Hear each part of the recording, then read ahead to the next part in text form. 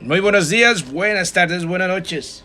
Espero que estén de maravilla en este maravilloso despertar de conciencia. Vamos con el libro negro de la persuasión. Conozcan las 23 leyes que mueven nuestras voluntades. Del autor Alejandro Llantada. ¿Cómo es que las 23 leyes que mueven nuestras voluntades? Qué maravilloso en el despertar de la conciencia. Vamos a ver lo que dice este maravilloso libro, un despertar de esta conciencia para cada uno de vosotros. Pues muchos créditos al autor. Prólogo. Mi curiosa mente hizo lo que siempre suele hacer al escuchar una palabra. Prólogo. Del griego prólogos, compuesta por el prefijo pro, antes que o en favor de, y palabras o discurso.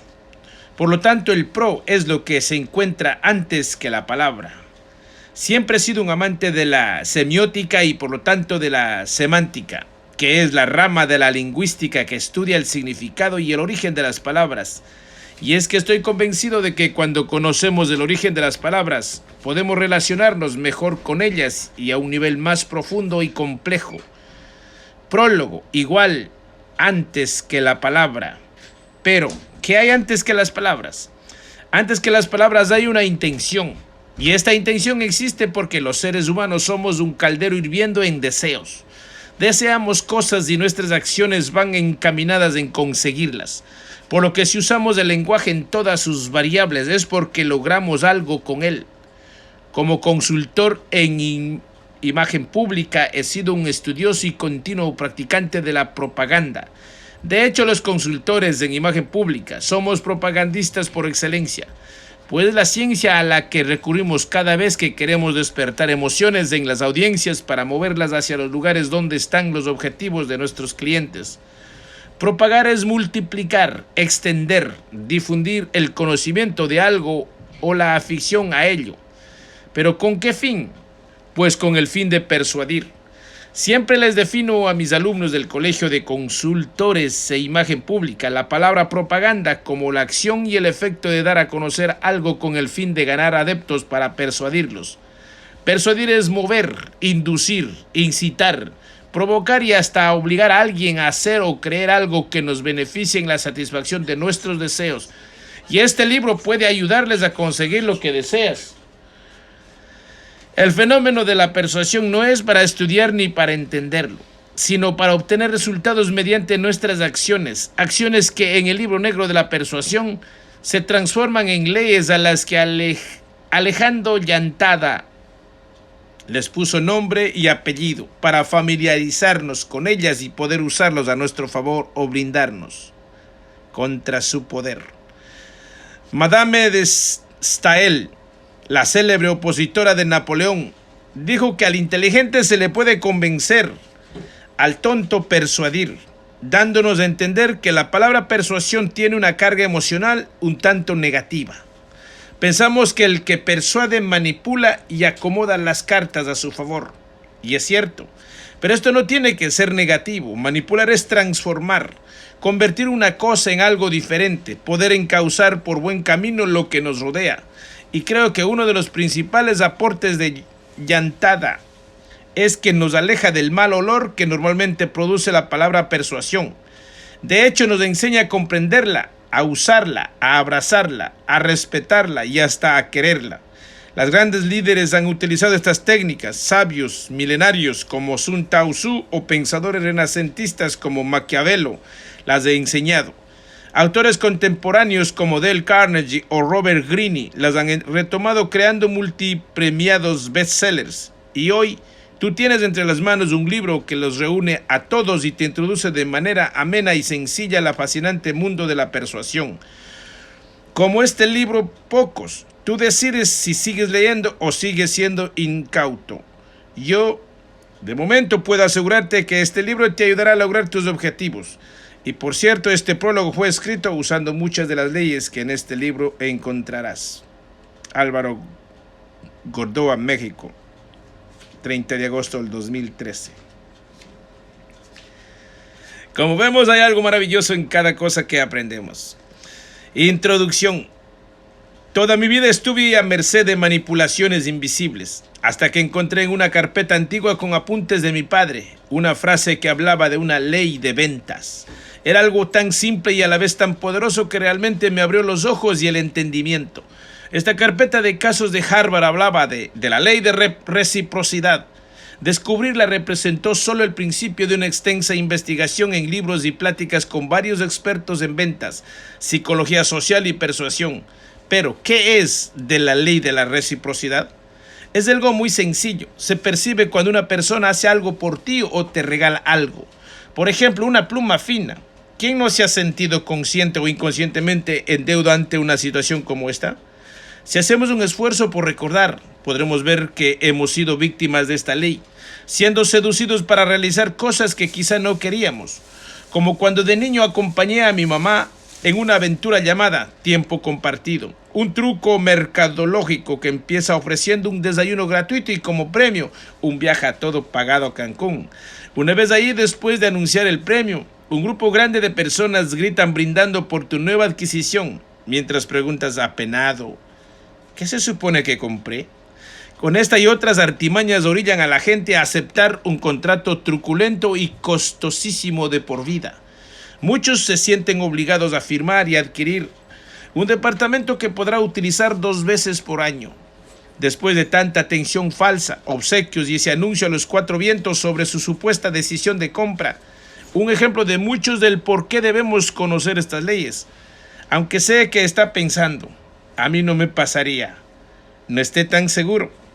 El cuaderno harvariano de mi padre no fue lo único que me motivó en esta búsqueda sobre los botones psicológicos del ser humano, sino la inquietud de responder a esta pregunta: ¿qué es lo que hace que yo haga algo? En esa misma época, un profesor de filosofía me hizo reflexionar con una pregunta: ¿los seres humanos somos libres? Después de una serie de dimes y diretes y repasar las filosofías kantiana, estructuralista y otras tantas que no recuerdo, el profesor, mis compañeros y yo llegamos a la conclusión de que no somos libres. Todo el mundo nos influye de cierta forma. Es más, existen empresas e instituciones dedicadas específicamente a persuadirnos para realizar algo que no necesariamente queremos hacer. Y si somos sinceros, esta situación no es ajena a nuestro círculo íntimo de influencia personal. Usted, yo y el mundo entero estamos todo el tiempo influyendo y siendo influidos por otros.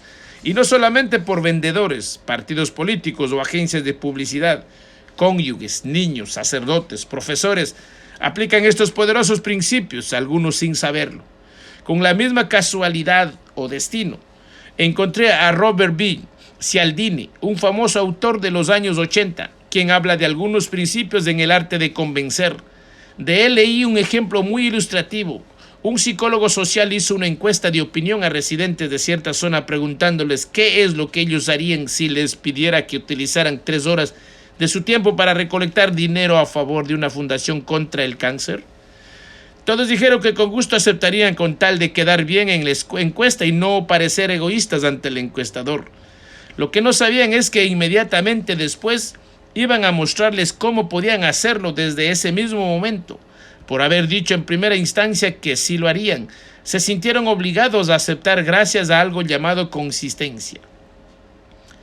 Investigando, ya sin tanta suerte y con más intencionalidad, encontré que existen diversos estudios en psicología social que sustentan ideas que descubrí, algunas de forma heurística, otras por investigación y que plasmé en esta obra como leyes comprobadas por muchos experimentos y por mí mismo. Mi ofrecimiento es que si usted lee este libro, sabrá discernir todas las manipulaciones, algunas buenas, otras malas, otras necesarias, a lo que se enfrenta cada día. El anuncio del yogur que apoya a niños con cierta discapacidad, ley del chantaje, ley del inconsciente, ley de asociación. El candidato que dice que si hubiéramos votado por él estaríamos mejor, ley del antagonismo, ley de consistencia, ley del contraste. Cuando el sacerdote nos cuenta una parábola, ley de la metáfora. Cuando queremos entrar a un lugar aunque esté lleno hasta el tope, ley de la prueba social. En fin, toda situación por la que nos veamos condicionados e influidos para actuar, la revelaré en este libro de forma consciente, comprensible y le daré su nombre. Esto le posibilitará también para aplicar el conocimiento al revés, a su conveniencia. Claro que la ética de cada persona tendrá que estar presente para el adecuado uso de este poder. La pistola está cargada y en este momento la pongo en sus manos. Usted sabrá si la usa en defensa propia, para salvar vidas o para abusar de los demás. Su naturaleza original no cambia. La bala disparada siempre penetra. De este que no quepa la menor duda. Primera, la ley de reciprocidad. Lo que da, recibe. Si recibe algo que valora, siente el deseo de corresponder con algo de igual o a mayor valor. Ley de contraste. El blanco lo es más en fondo negro. Cuando dos cosas se comparan y son realmente diferentes, una mejor y otra peor, resulta más fácil notarlo y decidirse por la mejor. Tercero, ley de afinidad. ¿Por qué no? Si me cae bien, si alguien me considera que le aprecia de alguna forma o que se interesa honestamente por usted, le pide algo, se siente orillado a dárselo. 4. Ley de expectativa. Lo que piense, eso será. Lo que presupone de otra persona se hará verdad, para bien o para mal. Consciente o inconscientemente, nuestras expectativas se cumplen. 5. La ley de la asociación. Si lo usa James Bond es bueno. Se asocian las cosas y las ideas con la gente que las usa o recomienda. Si pensamos algo positivo o negativo de esa persona, lo relacionaremos. 6. Ley de la consistencia. Si así lo dije, entonces así lo hago. Si se hace una afirmación donde exista un registro testigo, se tenderá a ser consciente y recongruente con lo que dijo en presencia de la gente que la leyó o escuchó. Si uno cree que algo es bueno o malo, tenderá a justificar su actuar conforme a ese patrón. 7. Ley de escasez. Entre menos hay, cuesta más. Es la ley de oferta y la demanda. Cuando algo que se desea se percibe como escaso, la gente tiende invariablemente a pensar que es de gran valía. Si existe en abundancia y cualquiera lo puede tener, es barato y a veces indeseable. 8. Ley de autoridad. Lo hago porque el doctor me dijo. Cuando se percibe a alguien como autoridad, se le obedece hasta límites insospechados.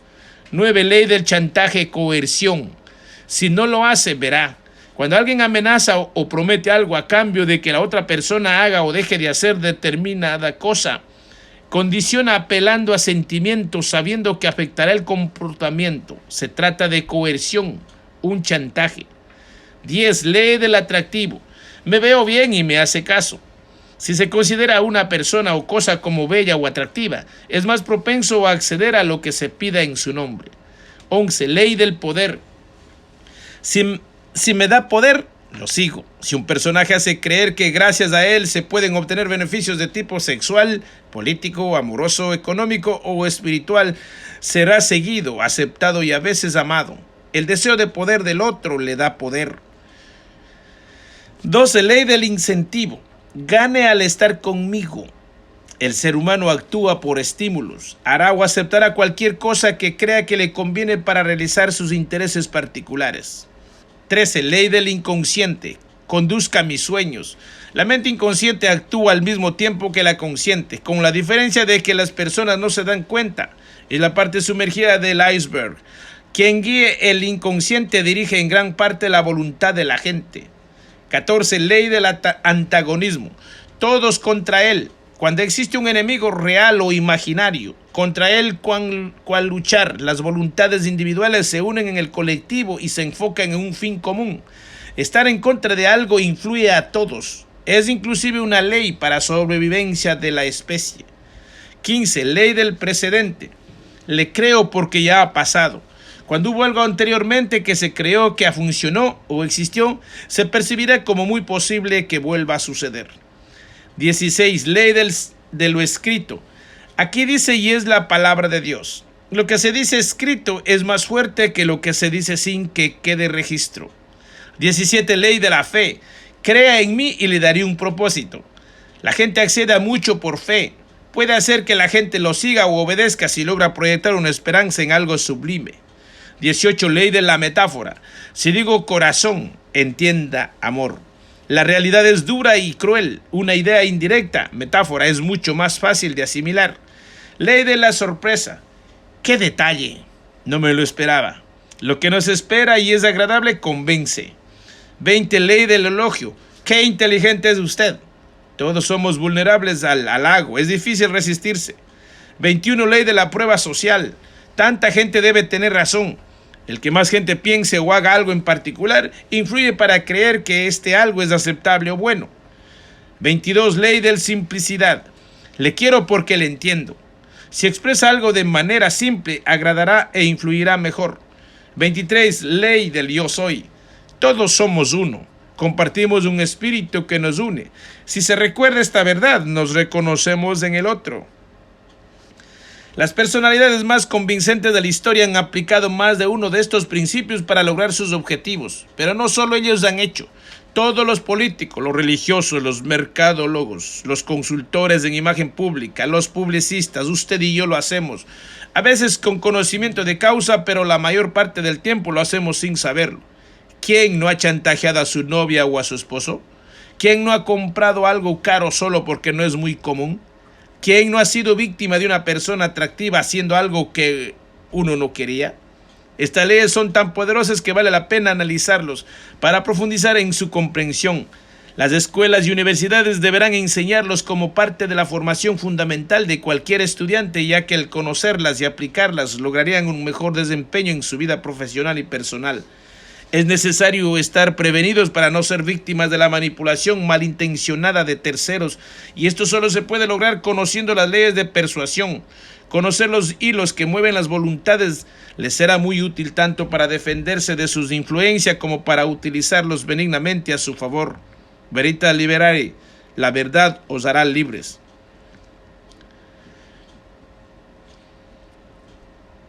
Pues vamos con la primera ley de reciprocidad. Lo que da, recibe. A toda acción les corresponde una reacción de igual magnitud y en sentido contrario. Isaac Newton.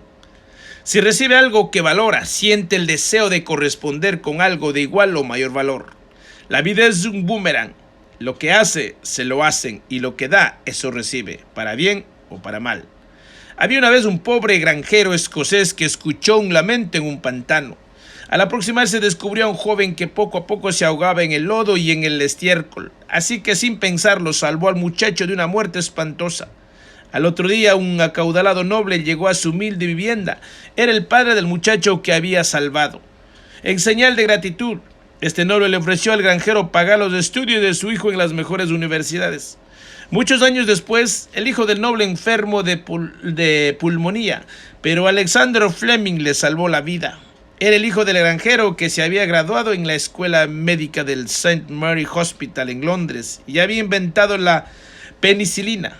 Por cierto, el hijo del noble era Winston Churchill. Favor, con favor se paga. La ley de la reciprocidad dice que lo que usted da, lo recibe. Es la causa que tiene un efecto.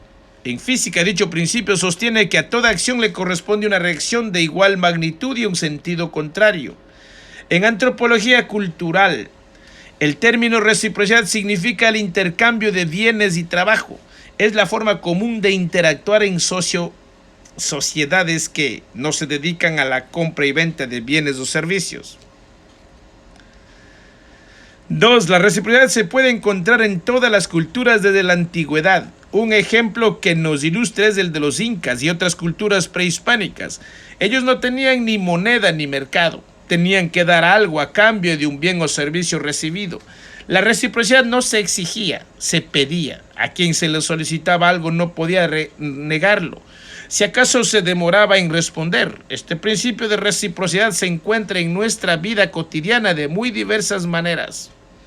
Ya le di, ahora deme.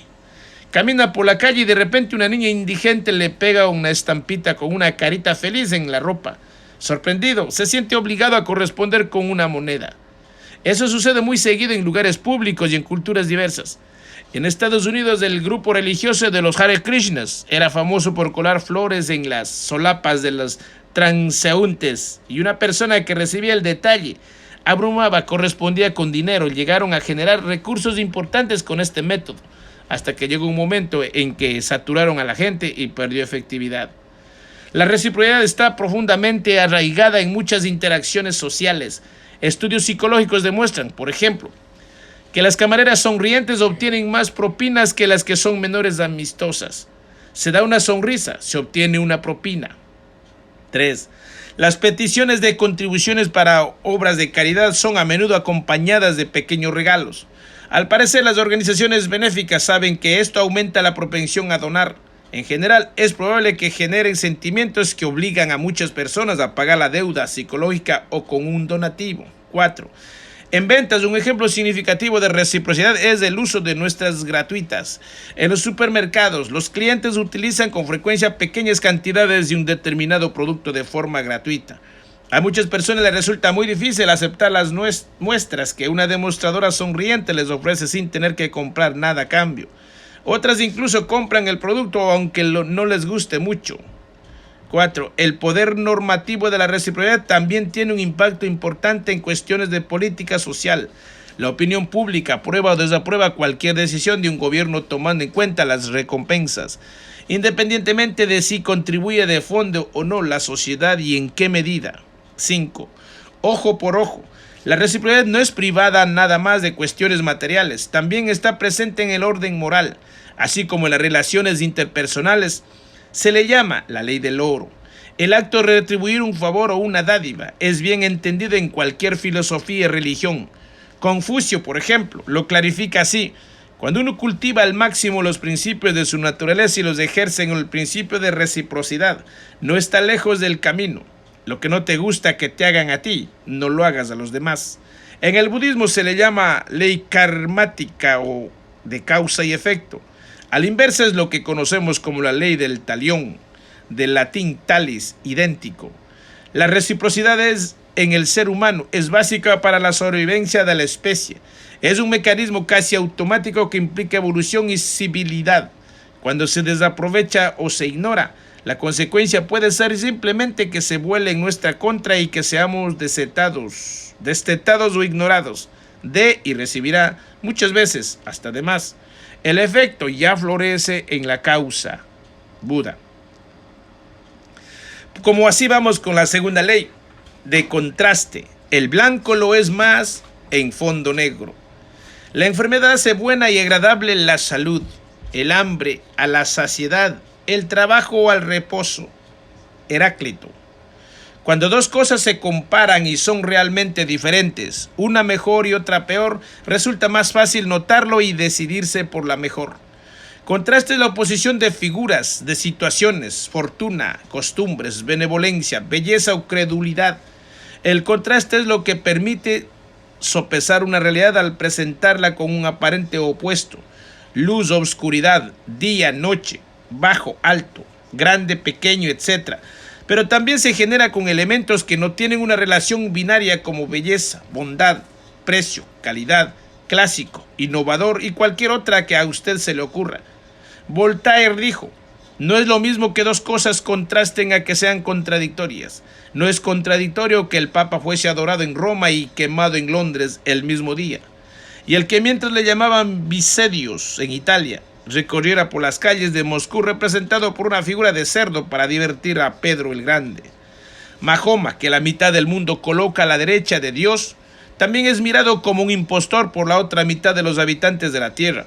Tales contrastes reflejan una relación que va más allá de lo inmediato y aparente, porque entran en el juego de creencias, estilos de vida, intereses, personalidades y marcos conceptuales diversos. Contradictorio, por ejemplo, es querer morir cuando se está vivo, odiar a un ser amado o matar a quien te da de comer, como en el caso de la naturaleza. Lo contradictorio siempre contrasta, pero lo que contrasta no siempre es contradictorio. 6. En general se dice que el oponente genera contraste, pero la dualidad del yin-yang explica que todo es parte de lo mismo, y si el blanco es la reunión de todos los colores, el negro es la ausencia de ellos. El mismo diablo, sinónimo de maldad, es Luzbel o luz bella. El gran filósofo griego Heráclito, conocido como el escuro de Éfeso, tiene una visión muy positiva. La enfermedad hace buena y agradable la salud, el hambre a la saciedad, el trabajo al reposo. Se ve más blanco en fondo negro. Cuando dos cosas se comparan, son diferentes o una es mejor, resulta más fácil notarlo y decidirse. Iluminación en la oscuridad de la muerte. Salvador Dalí comentó alguna vez: mi abuela materna, Ana, que tenía 90 años. Después de la muerte de una de sus hijas, se sumió en una especie de locura lánguida. Se refugió en el pasado y evocaba con abundancia detalles de episodios sobre su vida feliz. Hablaba a menudo en verso y recitaba a Góngora. Para ella, todos nosotros éramos unos extraños. Su único contacto con lo que real tenía lugar durante las comidas le entusiasmaba los merengues. Una hora antes de su muerte, se incorporó en el lecho y exclamó: «Mi nieto será el más grande pintor catalán». Luego se durmió para no despertar más. La inminencia de la muerte nos hace clarividentes. 7. Esta pequeña anécdota de Dalí se alimenta de contraste. La percepción extrasensorial que permite la capacitación de hechos futuros y que de forma tradicional se relaciona con la sabiduría, rompe el esquema de irrealidad en que vivía una anciana. En medio de los disparates cotidianos de esta locura lánguida, emerge una chispa de inspiración, lo que hace más notable al mensaje, incluso mejor que si proviniera de alguien generalmente lúcido o se presentara en cualquier otro momento y no justo antes de morir. La iluminación en la oscuridad y en el vaticinio que se revise de esta verdad fuera de este mundo se toma como creíble y real gracias al contraste.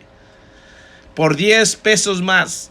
En la aplicación de esta ley para efectos de merchandising, la parte de la mercadotecnia que tiene por objeto aumentar la rentabilidad en el punto de venta, se opta por presentar conceptos contrastantes y no solo objetos en vitrinas y escaparates. Por ejemplo, en el mostrador de plumas de una tienda departamental existen varias opciones exhibidas, pero sobresale casualmente una pluma fea o un descuento especial. Al lado colocan una pluma llamativa con un precio mucho más alto. El 63% de los consumidores optarán por la pluma más llamativa aunque tenga un mayor precio. La fea y devaluada aumenta el atractivo de la otra. El 37% restante optará por la pluma barata u otra opción intermedia. 8.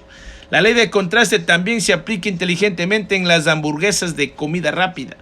Cuando usted pide la orden y le ofrecen agregar tocino o aumentar el tamaño de las papas o el refresco por una mínima cantidad extraña de dinero, el bajo precio provocará muy probablemente que acepte la oferta y que ellos se hagan millonarios con economías de escala, porque en realidad es más del 10% de diferencia en precios y más del 30% en ganancia.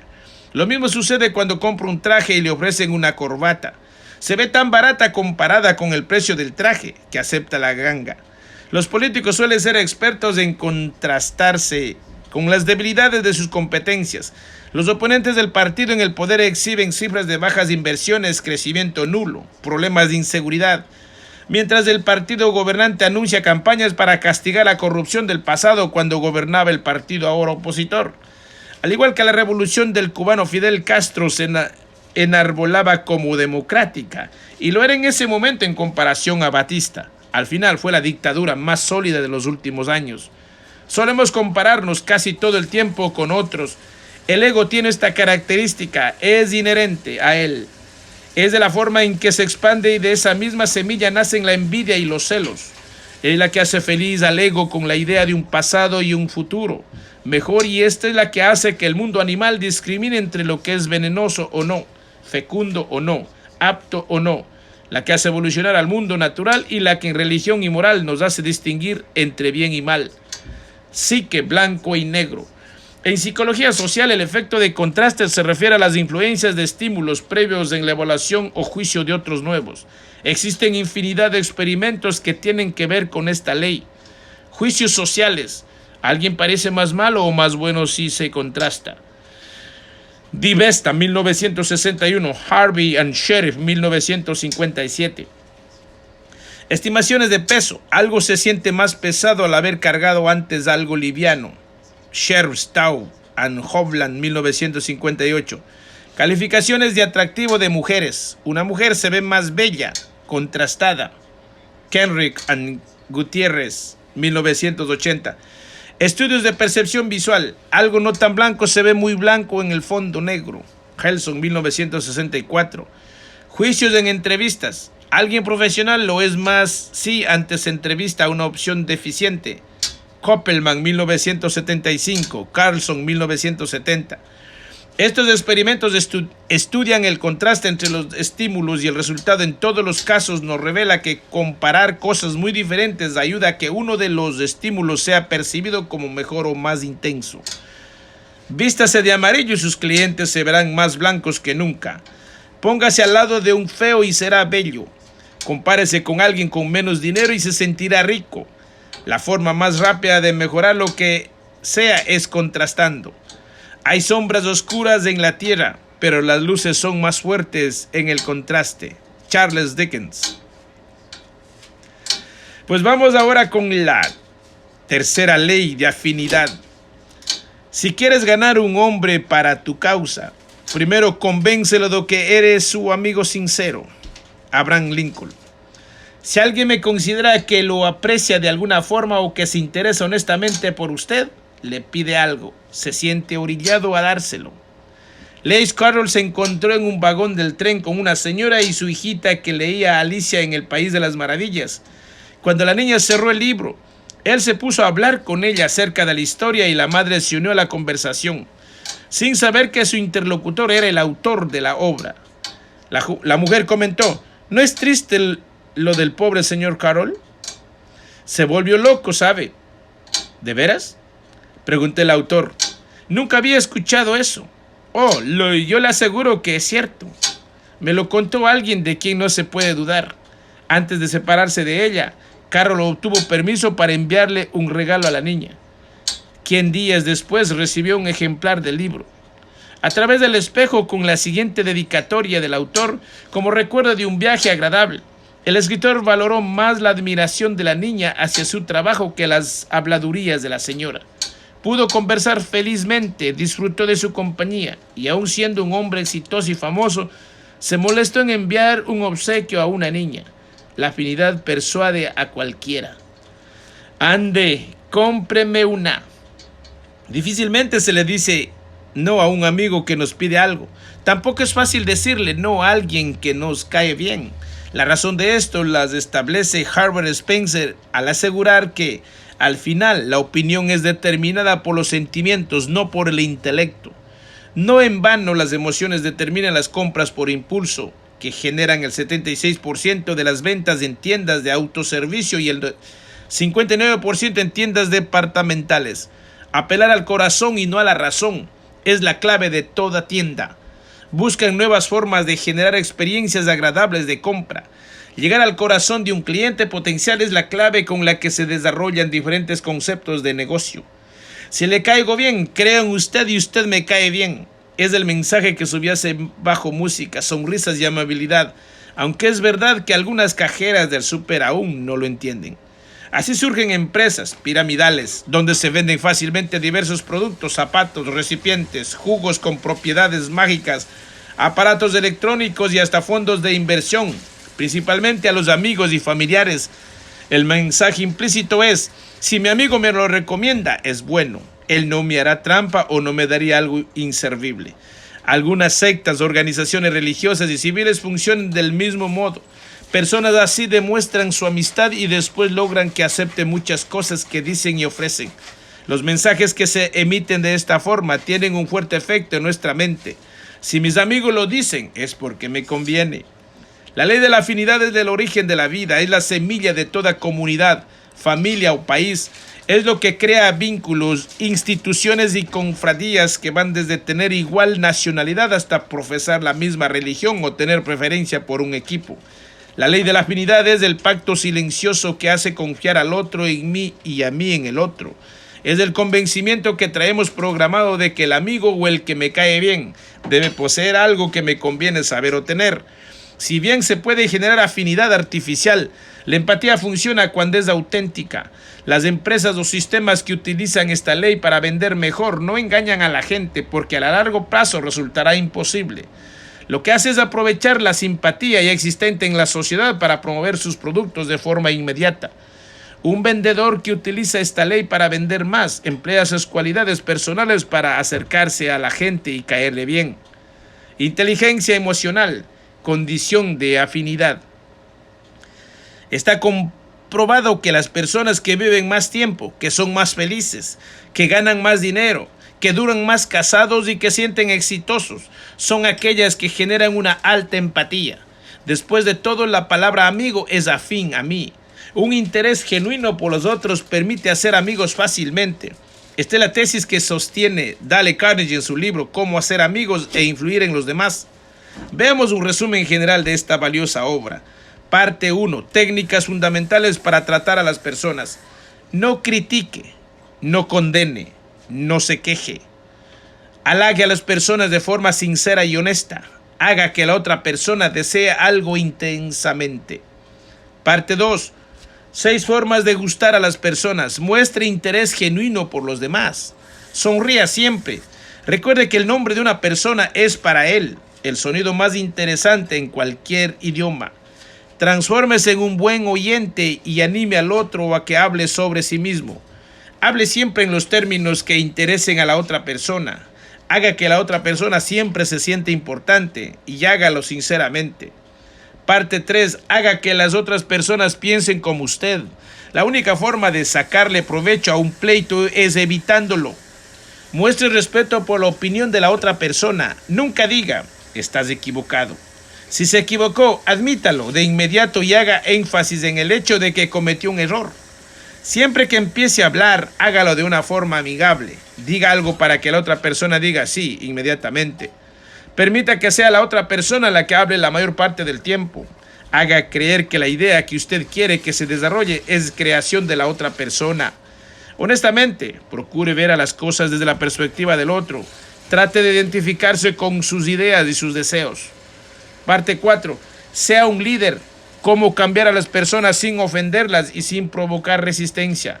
Las funciones de un líder con frecuencia incluyen cambiar las actitudes y el comportamiento de las demás personas. Para lograrlo, inicie con un halago sincero. De manera indirecta, haga que la otra persona se dé cuenta de su error. Hable acerca de sus propios errores antes de mencionar los errores del otro. Haga preguntas en lugar de dar órdenes directas. Dele oportunidad al otro de no sentirse avergonzado. Alabe cualquier mejoría que note en su comportamiento. Dele una buena reputación ante los demás para que se sienta comprometido a cumplir tan alta expectativa. Dele ánimo a los demás y haga que cualquier error parezca fácil de corregir y superar. Haga que la otra persona se sienta feliz de haber hecho de lo que usted le sugiere que debería hacer. ¿Funciona realmente la empatía? Burt Swersey tuvo una gran idea cuando leyó un estudio del Bell Labs en el que los expertos en ingeniería debían el éxito a la inteligencia emocional y no tanto a su capacidad técnica. Eso inspiró a Swersey a intentar algo nuevo con sus alumnos en Rensselaer Polytechnic Institute. Al iniciar la clase, les habló del estudio de Bell Labs y lo que denominaba los 5 sencillos secretos del éxito: afinidad, empatía, persuasión, cooperación y búsqueda de consenso. Luego anunció que en vez de pasar el primer día de clase repasando conceptos básicos de ingeniería, realizarían un laboratorio de aprendizaje de los 5 secretos. ¿Qué haría usted para establecer afinidad con alguien a quien no conoce? Con esta pregunta, Swersey comenzó toda una dinámica que no tenía nada que ver con técnicas ni ingeniería. Empezaron desarrollando la afinidad y empatía, pasando por ejercicios de persuasión, cooperación y la búsqueda de consenso. Al final, dedicaron 3 minutos para decidir como grupo cuál era en el mundo el mejor sabor del helado y por qué. ¿Cuál fue el resultado de ese pequeño experimento social? Resultaron ser los mejores equipos que he tenido en años de dictar la clase de introducción del diseño de ingeniería, dijo Swersey.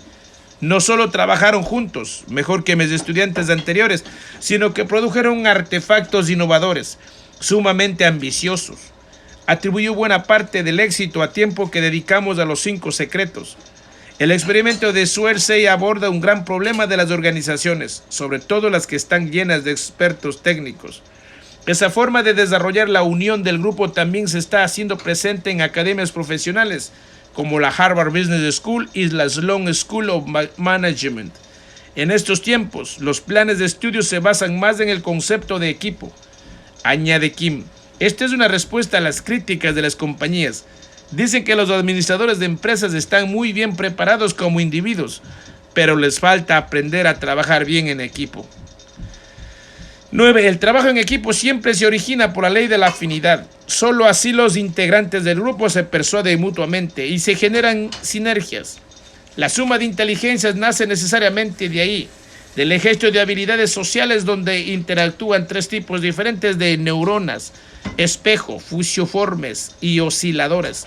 Las primeras nos permiten replicar las emociones de los otros. ¿Qué estado de ánimo tiene esta persona?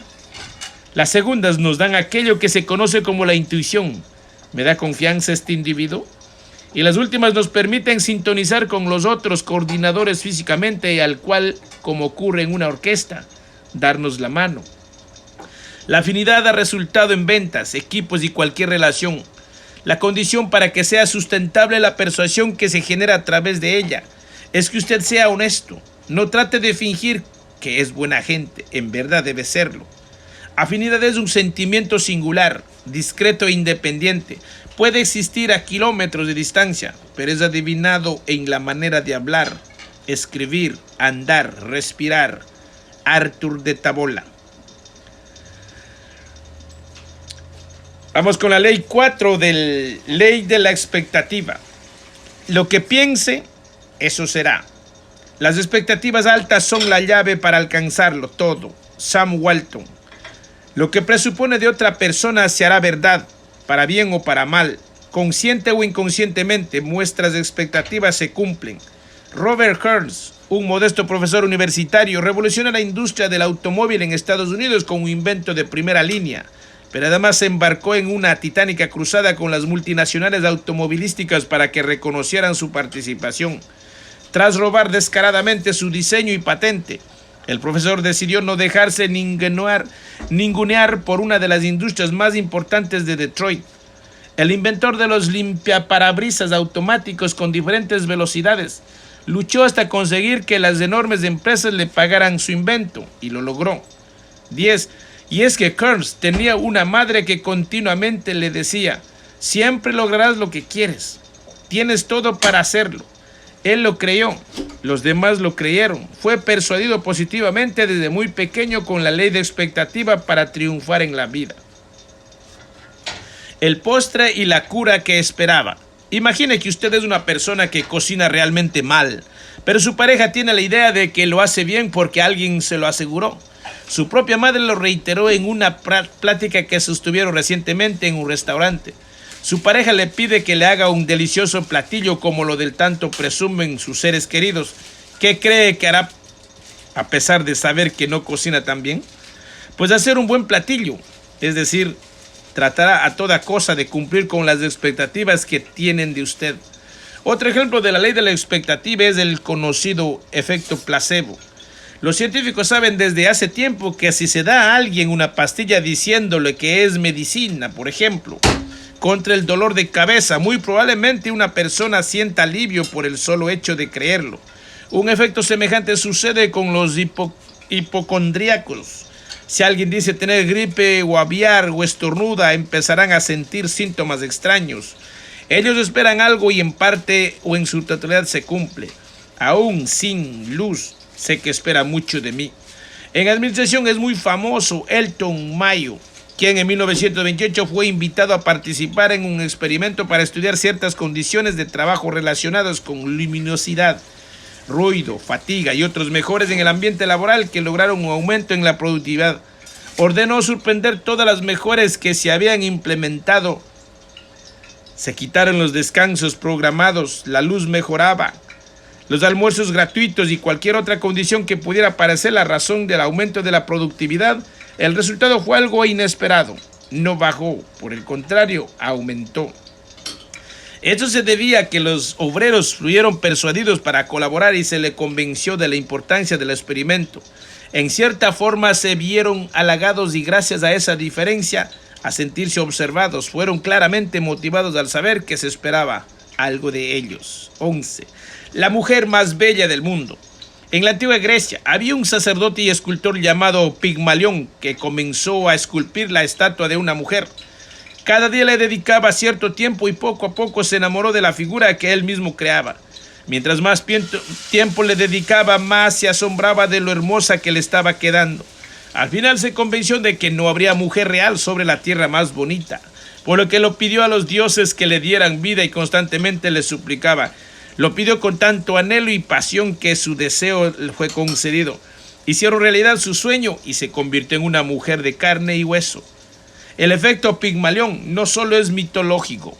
Una persona consigue lo que se propone si cree que puede hacerlo. La profecía autocumplida se manifiesta como una expectativa que incita a las personas a actuar de tal forma que se vuelva una realidad. La psicología define el concepto de profecía autocumplida o efecto Pigmalión como una expectativa o una predicción cuyo efecto hace que quien la anuncie realice de manera inconsciente actos que llevan a que se cumpla lo predicho. ¿Cómo es que todo se hace realidad? Cuando miramos la realidad desde una perspectiva positiva, aumentan las probabilidades de que comuniquemos de ese seguro e influyamos de ese modo en la conducta del otro y o en nosotros mismos. Es un fenómeno interesante porque los individuos raramente son conscientes de que son las propias expectativas las que influyan sustancialmente en el comportamiento del otro, no en vano. Las expectativas y previsiones de los profesores sobre la forma en que de alguna manera se conducirán los alumnos determinan precisamente las conductas que los profesores esperaban, aseveran los investigadores sociales Rosenthal y Jacobson, quienes analizaron la importancia de las creencias y resultados del desempeño escolar y determinaron que las expectativas más altas tuvieron aprovechamientos más gratificantes. Entonces, esta ley de la expectativa puede resumirse con un refrán de Henry Ford: tanto si crees que puedes hacerlos, como si no, en los dos casos tienes razón. Jane Elliott realizó un experimento sobre la discriminación de los ojos azules frente a los ojos cafés. A estudiantes de tercer grado los dividió en función del color de los ojos. A un grupo se les dio preferencia y los consideraron como superior. Al otro grupo en repetidas ocasiones se le consideró inferior en inteligencia y capacidad de aprendizaje. En el segundo día del experimento, los grupos se habían invertido por completo. En esta ocasión, los oprimidos del día anterior fueron considerados como superiores y viceversa. Elliot hizo pruebas de deletreo para los dos grupos en todos los días del experimento. Los estudiantes obtuvieron calificaciones muy bajas en el día que fueron racialmente inferiores y muy altas en el que fueron considerados superiores. 13. Feldman y Prohaska realizaron un experimento para estudiar el efecto de las expectativas de los alumnos sobre sus profesores. Se comprobó que si un alumno es inducido a pensar que un profesor es bueno, mediante un rumor falso o la aseveración de otro profesor, evaluará al mismo como eficaz. Los alumnos demostraron mucho más interés hasta que en su lenguaje no verbal inclinaban su cuerpo hacia adelante como queriendo estar más cerca de su profesor y tenían más contacto visual con él. El experimento a la inversa, esparciendo el rumor del que el maestro era malo, funcionó también. Curiosamente, en otra prueba se demostró que el desempeño de los alumnos también fue influido por la expectativa provocada. Espere lo mejor de los otros y se cumplirá. Espere lo mejor de usted y sus sueños se harán realidad. Si lo hace al revés, su peor pesadilla y no su sueño lo estará esperando, sentado en su sillón favorito cuando regrese del trabajo. Espera que la gente sea mejor de lo que es. Eso les ayudará a convertirse en algo mejor. Pero no te decepciones cuando no lo logres. Les ayudará a seguirlo intentando. Mary Brown. Vamos con la 5 ley. La ley de la asociación. Si lo usa James Bond es bueno. ¿Qué tomaré el Aston Martin para dar una vuelta? Ten cuidado. 007. Acabamos de ponerle una capa de pintura nueva. The Living Daylight 1987. Se asocian las cosas y las ideas con la gente que las usan o recomienda. Si pensamos algo positivo o negativo de esa persona, lo relacionaremos. Pablo Picasso se encontraba descansando en una playa del sur de Francia cuando se le acercó un niño con un papel y le pidió un dibujo con alguna dedicatoria. El pintor rápidamente se percató que el pequeño había sido enviado civilinamente por sus padres con el fin de conseguir una pequeña obra suya de manera gratuita. Picasso se deshizo del papel y pintó el autógrafo en la espalda del niño. Días más tarde, en una reunión entre amigos, relató lo sucedido y comentó entre risas: me gustaría saber si lo han vuelto a lavar. 14. Se asocia la fama de un personaje al arte y así es como se considera una obra como buena o mala, valiosa o barata. Si algo no es valioso per se, se vuelve con solo asociarlo al personaje correcto. Yo que soy famoso lo recomiendo. A veces ni siquiera es necesaria una reflexión sobre las connotaciones que pueden surgir de una asociación. ¿Cuántos anuncios publicitarios hemos visto protagonizados por personajes de farándula? Lo que parece increíble es que la actriz de la telenovela proporcione credibilidad a un producto para adelgazar al decir que ella lo utiliza y que sí funciona. ¿Quién es ella para opinar sobre un tema de salud? Resulta obvio que le pagan para que afirme eso. Sin embargo, el poder de la ley de la asociación prevalece. La gente piensa que el producto funciona y la prueba está en que esos productos se venden bien. Esta ley puede utilizarse de diversas formas. Inclusive la moda se basa en este diseño principio o en este mismo principio. Cuando un diseñador importante propone algo, por inverosímil que parezca, la gente del alto nivel socioeconómico lo compra. Y como la gente de nivel alto lo hace, la de nivel medio también, y así continúa la cadena de asociación. A veces la inspiración puede llegar en sentido diverso. Una persona líder en tendencias y modelo para otros puede inspirarse en modas para personas de bajo nivel socioeconómico, y lo ridículo de mal gusto se convertirá en tendencia bien vista. Esa transformación de kitsch a chic se ejemplifica con el uso de mezclilla. Hoy puede costar una prenda cientos de dólares. Antes era la ropa de trabajo que usaban los obreros. El tequila también ahora es internacional y sofisticado. Antes se consideraba una bebida corriente. Así nace lo cool de lo corriente, por meras asociaciones en cadena. Tiempos electorales. Los políticos son los reyes de la asociación y más cuando están en campaña. Si son guapos, siempre los veremos saludando a mujeres con un beso para generar excitación mediática. Y sean feos o no, besarán a niños hasta hincharse los labios. Se harán acompañar de artistas famosos, bellas actrices, renombrados poetas y escritores que los harán parecer atractivos e inteligentes. Se solidarizarán con causas populares y tratarán de asociarse con cualquier persona que tenga un atributo que ellos necesiten. Buscan fama y famosos a toda costa. El único fin es mejorar su propia imagen. A nosotros los votantes nos gustaría pensar que nos dejamos llevar por la influencia de las recomendaciones de los medios de comunicación, que somos personas con criterio y bien informadas. Pero Brian Knight y Chung Fan Chiang, investigadores de la Universidad de Brown, publicaron un estudio en Review of Economic Studies que comprueba que el apoyo de los medios de comunicación tiene un efecto significativo en las decisiones de los votantes. Los resultados de este estudio indican que los votantes potenciales tienen más probabilidades de apoyar a un candidato después de que éste haya sido respaldado por un periódico.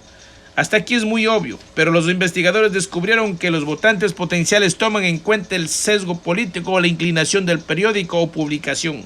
Por ejemplo, el respaldo de un candidato de la izquierda por una publicación con sesgo izquierdista es vista por los votantes como menos creíble que el respaldo de una publicación neutral o de derecha al mismo candidato de izquierda. Políticos del mundo ya saben dónde poner su dinero. Inviertan en menciones positivas de lo que se oponen a ustedes. Eso sí que influirá al electorado. El estudio de los políticos recomendados por sus enemigos puede usarse a todo un ámbito. Por ejemplo, si usted contrata a Bono, vocalista del grupo U2, para anunciar autos deportivos de lujo, sabe que se venderán bien. Lo que quizás no lo ha considerado usted es que, si el director general de la empresa rival usa el auto que usted fabrica, catapultará aún más las ventas de su marca. Haga que un enemigo, voluntaria o involuntariamente, le recomiende y triunfará. Asóciese con gente que tenga lo que usted quiere proyectar. Póngale el reloj que usted vende a un famoso. Júntese con un escritor de izquierda para parecer capaz. Pero en el fondo nunca olvide el dicho: ser para parecer, no parecer para aparentar. Si quieres que te estimen, asóciate solamente con aquellos que sean estimables. Jean de Bruyne. Bueno, mis amados, pues seguiré más adelante con las otras leyes de este maravilloso libro. Y ver si cada uno de vosotros pues llegamos a esa aprendizaje mutuo en este ámbito de crecimiento personal, en el despertar de la conciencia. Y siempre, mis amados, pues créditos al autor y a muchos autores que comparto en este canal.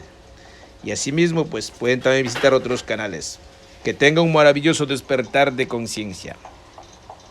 Bye bye.